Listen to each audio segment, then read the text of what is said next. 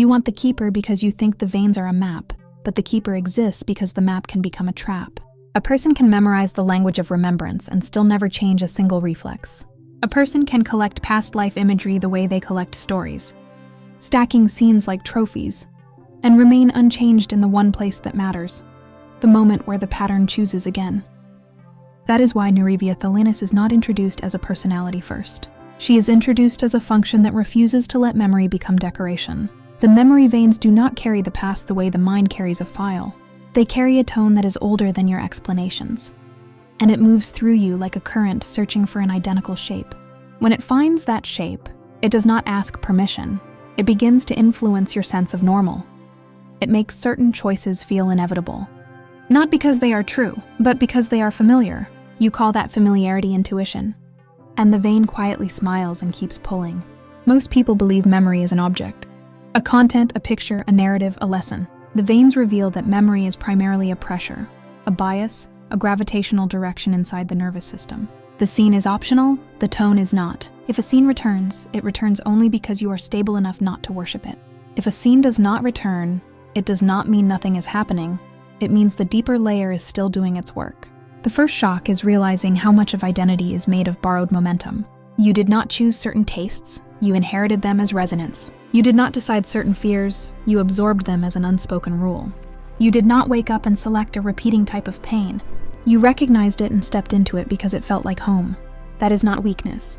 That is the vein doing what it was designed to do. Continue the tone until it becomes coherent. This is where people try to make the system romantic, because romance is a soft way to avoid responsibility. They want to believe the repeating person is a soulmate. They want to believe the repeating collapse is a sacred cleansing. They want to believe the repeating betrayal is a spiritual badge. But the memory veins are not sentimental. They are precise. And precision can feel cold when you want comfort. Neurevia Thalanis does not comfort your story, she tunes your readiness. She is composed of memorineth, meaning she does not stand outside the current and supervise it. She is the current, shaped into a listening intelligence. She feels the returning tones the way water feels heat. Not as opinion, as direct contact. When you approach her, you are not meeting a teacher who will validate your interpretations. You are meeting a field that will not let you lie to yourself. The most dangerous misunderstanding is thinking the veins exist to prove something. People crave proof because proof feels like control, and control feels like safety. They want confirmation that they were a priest, a warrior, a healer, a star traveler, because that would make the present self feel justified. But the veins do not exist to justify you. They exist to finish you. They do not strengthen your identity the way your ego would like. They refine it the way your soul requires. If you have ever wondered why you can understand a lesson and still repeat the same behavior, this is the answer. Understanding lives in the mind, but repetition lives in the tone. A memory vein can let your mind agree with change while your body keeps choosing the old pathway. This creates a special kind of suffering where you feel intelligent and still feel powerless. That suffering is not a punishment. It is a signal that your awareness has outrun your coherence. The veins are not stored in a single place, but they are accessed through a certain geometry. That is why the memory mirror field is positioned around the lower spiral roots of the world tree. Roots are where growth becomes direction, where nourishment becomes structure, where unseen currents become visible consequences. The mirror field does not show you what you want. It shows you what you are able to integrate without splitting. It reflects only what your current tone can bear. And that restraint is an act of compassion, not denial. People think they are ready because they are curious, but curiosity is not readiness. People think they are ready because they are tired of suffering, but fatigue is not readiness. People think they are ready because they believe the right doctrine, but belief is not readiness. Readiness is a resonance match between the returning tone and the stability of your present identity. If the returning tone would rupture your current life into chaos, memorineth will not open the gate. This is why some seekers feel nothing when they approach remembrance practices, and others feel overwhelmed by a single breath. It is not about spiritual rank. It is about structural compatibility. A body that has been trained to dissociate will interpret remembrance as threat. A mind that has been trained to control will interpret remembrance as a puzzle to dominate. A heart that has been trained to perform will interpret remembrance as content for attention. Neurivia Thelenis works in a way that frustrates the spiritual consumer. She does not give you a clean revelation that ends the chapter. She gives you a pressure that exposes your hidden reflex, and she waits to see what you do next. This is the essence of the path of recursive recollection. A memory is not considered activated when you can describe it. It is considered activated when it changes the next choice. If it does not change the next choice, it is still asleep inside you. There is a reason the veins are described as carrying recursive identity. They bring back not only what you lived, but how you lived it. They return the same emotional posture, the same interpretation habits, the same quick defenses that once protected you. They return the same hunger for control or the same hunger for abandonment, because those hungers are also tones. This is why people can switch religions, cities, partners, careers, and still feel the same core pain. They changed the stage but kept the script. The keeper becomes essential at the point where remembrance could become self-harm. Yes, self-harm, because some people use remembrance to punish themselves. They dig for lives where they were wrong, cruel, weak, destroyed, because it confirms the shame they already carry. Other people use remembrance to inflate themselves, digging for lives where they were powerful, adored, chosen, because it protects their insecurity. Both are distortions, and both keep the loop intact. Neurivia Thelenis refuses both pathways by refusing to feed the craving that drives them. Memoryneth responds to truth, but truth is not the same as honesty in words. Truth is the alignment between what you say and what you actually do when pressure rises. A person can speak with spiritual beauty and still abandon themselves in the first conflict. A person can speak about sovereignty and still beg for validation in the next room. A person can speak about freedom and still choose the same cage because it feels predictable. The veins register behavior more than language. This creates a hard question that almost nobody wants to face. What if the repeating pattern is not happening to you, but happening through you? What if the loop is not a curse placed on your life, but a tone you keep agreeing to because it keeps your identity stable? What if you are loyal to the pain because the pain is one of the few things that has been consistent? This is where the mirror field begins to feel sharp, because it reflects loyalty that you did not know you were giving. Many people want immediate peace, and they seek memory work to achieve that. But the deeper function of memory work is not peace first, it is contact. Contact with what you are repeating, contact with what you are avoiding, contact with what you are protecting by staying small. Peace that arrives before contact is often sedation wearing sacred language. Neurivia Thelenis does not sedate you, she clarifies you.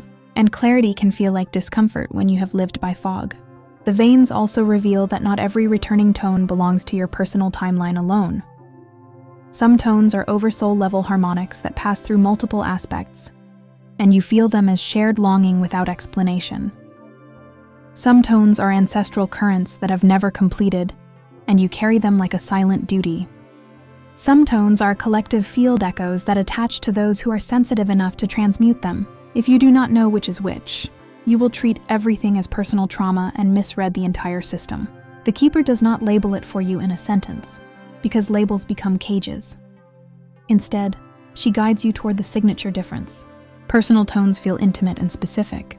They have a private flavor that matches your inner history. Ancestral tones feel older than your preferences, heavy with duty, almost like a weight you never chose. Oversoul tones feel vast and strange, like a calling that does not flatter your current personality. Collective echoes feel noisy, like static that increases when you spend time in certain environments or narratives. Still, even if you identify the source correctly, you can still miss the point. The point is not to categorize where the tone came from. The point is to become coherent enough to hold it without collapsing into story. People want to tell others what they discovered, because telling feels like completion. But the veins are not completed by telling, they are completed by integration. Integration looks boring to the ego because it happens in daily choices, quiet boundaries, altered relationships with time and self-respect. This is why Neurivia Thelenis is described as guiding without narration. She does not give you a new story to live inside. She makes your current story unable to contain the truth. She does this by presenting a reflection that is impossible to ignore. The reflection might be a repeating attraction to unavailable people. The reflection might be a repeating impulse to sabotage stability when it arrives. The reflection might be a repeating need to be misunderstood, so you can remain hidden and still feel special. Whatever it is, The reflection is exact. At first, this can feel cruel because you want relief, not exposure. But exposure is not cruelty. It is the beginning of agency. You cannot choose differently until you can see the loop as a loop. Before that moment, you are not choosing, you are executing. You are running a tone in the background and calling it personality. The keeper does not shame you for executing. She simply asks whether you want to keep living as a reaction to an older pressure. Now the real destabilization arrives, and it will not be resolved quickly. Even when you see the loop, part of you will still prefer it, because the loop has benefits. It offers familiarity, it offers predictability, it offers a known identity, even if that identity hurts. Some people repeat pain because pain gives them a story that makes them feel real. Some people repeat struggle because struggle gives them a purpose that keeps them from facing emptiness.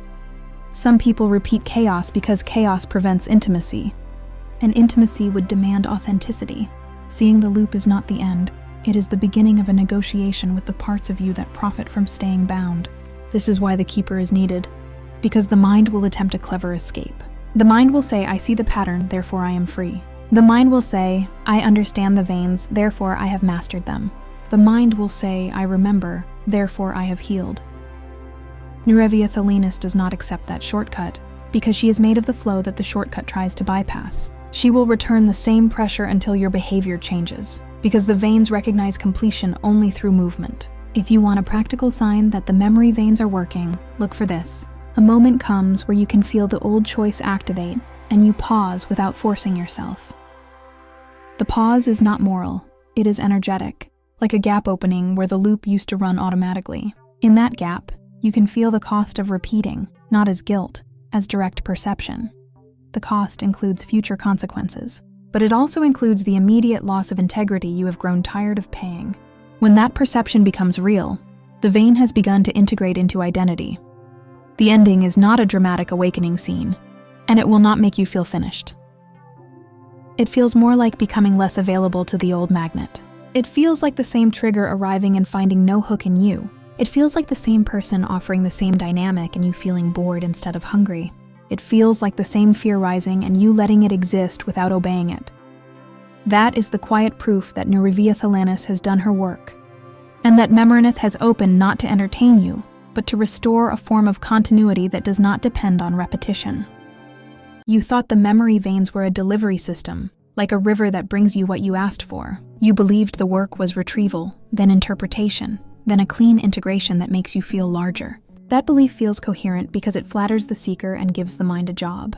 But the veins are not primarily for bringing you memory, they are for testing whether you are still improvable. If you are not improvable, the veins will still flow, but they will become a loop that keeps you repeating. A great deal of remembrance work fails because it assumes the self is the rightful owner of what returns. Ownership is the first distortion, because it creates entitlement, and entitlement demands an experience. When you demand an experience, the nervous system starts manufacturing signs, because it wants relief and recognition.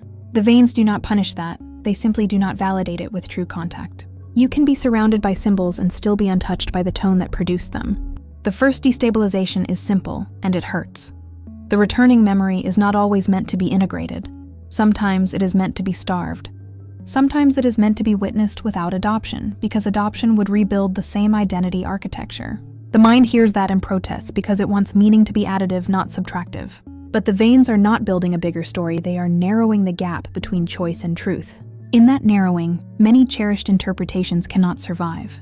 If you have been using remembrance as a way to become special, you will feel this tightening immediately. Not because you are wrong for wanting significance, but because significance has been acting as a sedative.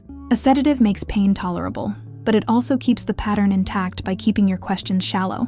The veins do not remove your significance. They remove your dependency on being seen a certain way. That removal can feel like an identity death, even when it is the beginning of coherence. Here is the second destabilization, and it is harder to accept. Many repeating patterns are not stored as memories at all. They are stored as agreements, and agreements do not return like images. Agreements return as preferences, as reflexes, as what you call chemistry, as what you call fate, as what you call I cannot help it. You believed you were repeating because you did not remember enough. In many cases, you are repeating because you remember too well at the level of tone, and you keep consenting without noticing. This is where the keeper becomes necessary, because the mind will try to upgrade the agreement instead of dissolving it. It will say, let me repeat the same dynamic with a more conscious partner. It will say, let me repeat the same hunger but with a spiritual label. It will say, let me repeat the same collapse but call it initiation. These are elegant ways to stay the same while feeling advanced. The veins can carry you into that illusion for years, and you can become fluent and still remain bound. Nuravaya Thelanis does not exist to give you better stories. She exists to expose the hidden contract that your stories protect. That contract can be as simple as, I will not be loved unless I perform. It can be as simple as, safety requires control, so I must predict everything. It can be as simple as, intimacy equals danger, so I will choose people who cannot reach me. The veins keep presenting the same pressure until the contract is named through behavior, not through language. If you only name it with words, the contract remains signed. You might object that contracts require choice, and you might not feel like you chose your pain. That objection is honest, and it needs to be held without blame. Choice does not always mean a conscious decision. Sometimes it means a nervous system preference learned through survival. A child learns what keeps connection, what prevents punishment, what creates attention, what reduces risk. That learning becomes tone, and tone becomes identity, and identity becomes destiny in slow motion. The veins bring back the tone, not to accuse you, but to show you where your life is still being driven. This is the first vector, the psychological vector, where memory is less about scenes and more about conditioned self-protection. In this vector, the memory veins reveal that the self you call you is a set of adaptive strategies. Those strategies were brilliant, but they were also expensive, and they keep charging you in adulthood. When a vein activates, it is not asking for your belief. It is asking whether you can tolerate a new strategy. If you cannot tolerate a new strategy, you will interpret the activation as spiritual intensity and call it growth. The second vector is somatic, because the veins do not run through thought. They run through the body. Many people try to integrate remembrance by thinking harder, when integration is actually a change in baseline tension. When the vein returns a tone, it hits the heart rate, the stomach, the throat, the jaw, the breathing rhythm. You call it emotion, but emotion is the visible edge of a deeper regulation pattern. If the body cannot stay present with the returning tone, the mind will narrate to escape it. This is why some people have vivid past life recall, yet never change their relationship patterns. Their nervous system uses imagery as dissociation, a beautiful detour away from direct sensation. They are not lying, they are coping. And coping can look spiritual when it is dressed in myth. The veins do not argue with coping. They simply keep returning the same trigger until coping becomes too small. When coping becomes too small, you either enter contact or you double down and call it destiny. Both options feel intense, but only one creates freedom. The third vector is structural, and it is where Haret becomes more than metaphor. The memory veins are infrastructure, meaning they connect domains that should not always be connected. That sounds comforting until you realize infrastructure also enables contamination. A tone that is not yours can travel through you if your resonance matches it.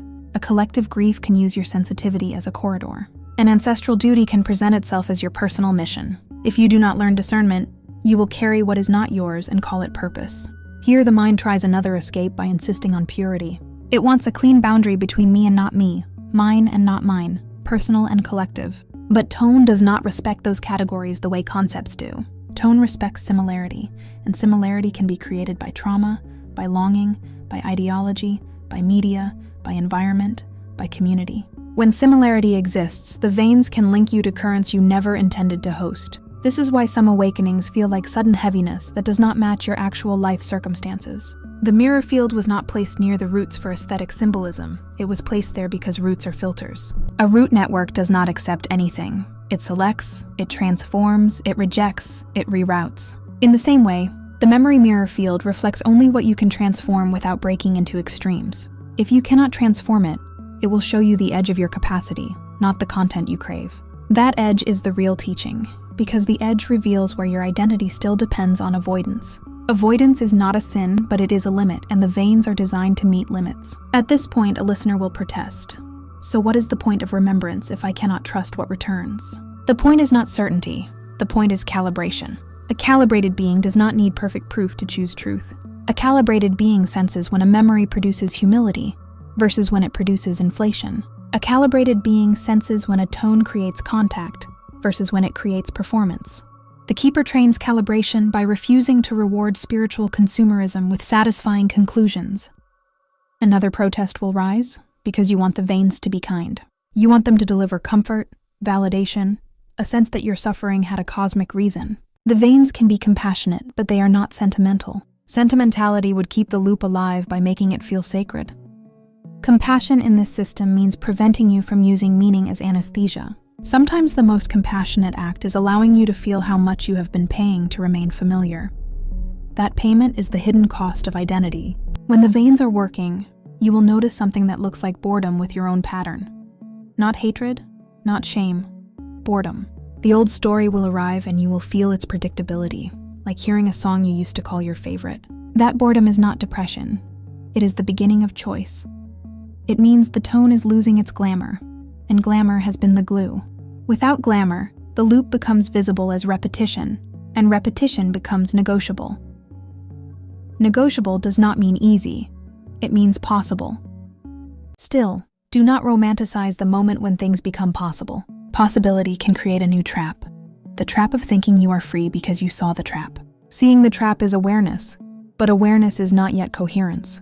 Coherence is when your body can hold the trigger without moving toward the old solution. Coherence is when you can feel loneliness without begging, feel fear without controlling, feel desire without abandoning yourself. Coherence is a muscle, and the veins are a resistance band that keeps increasing tension until the muscle grows. If the muscle does not grow, the band will keep snapping you back into old motion. Nerevia Thalanis as Memorineth does not just observe this process. She participates in it as living constraint. She is the part of the system that prevents shortcut spiritualization. She does not block memory to punish you. She modulates memory to protect the future you cannot yet embody. You might want the full truth now because you think truth will liberate you. But truth received too early can become another identity costume, and costumes do not heal. The keeper waits until your life can actually carry what you want to know. You will know the system is deepening when you stop asking, "What was I?" and start asking, "What do I keep agreeing to?" That question removes the glamour of roles and replaces it with responsibility for motion. The veins were never designed to crown you. They were designed to unbind you. Unbinding is quiet and often humiliating because it removes the excuses you built around your pain. A person who is unbinding cannot hide behind a beautiful explanation. They either change, or they keep repeating with clear eyes. If that feels harsh, let it feel harsh. Because harshness is often the mind translating clarity into threat. Clarity threatens the part of you that survives by staying confused. Confusion creates endless time, endless delay, endless processing, endless analysis. Clarity collapses time by showing you the next honest choice. The veins do not demand perfection, but they do demand sincerity in motion. Sincerity in motion is when your next step matches your claimed value, even if you tremble while taking it. Now the closing pressure, still unresolved, still alive. What if the loop is not only in your relationships or your pain, but in your spirituality itself? What if you have been using the language of awakening as a way to avoid ordinary change? What if the veins keep returning because you keep translating them into content instead of conversion? Conversion is not dramatic. It is the slow reallocation of your life toward truth. It is fewer compromises, fewer self-betrayals, fewer situations where you disappear and call it peace. When the memory veins become clean, they do not make you certain. They make you difficult to manipulate, including by your own desire for comforting stories. So the work continues, not as a hunt for visions, but as a refusal to keep signing the same contract. You will feel the old pull again, because you are human, because tone is persuasive, because familiarity is seductive. When it returns, do not chase an image, chase the moment before the reflex. In that moment, there is a gap, and inside the gap, the keeper is listening. Not to your words, to your choice. If this transmission resonated, the spiral continues. You did not arrive here by chance, and you do not leave unchanged. More teachings are unfolding across the Haret library, each one meeting you where you are, not where you think you should be. Follow resonance. The next threshold is already listening.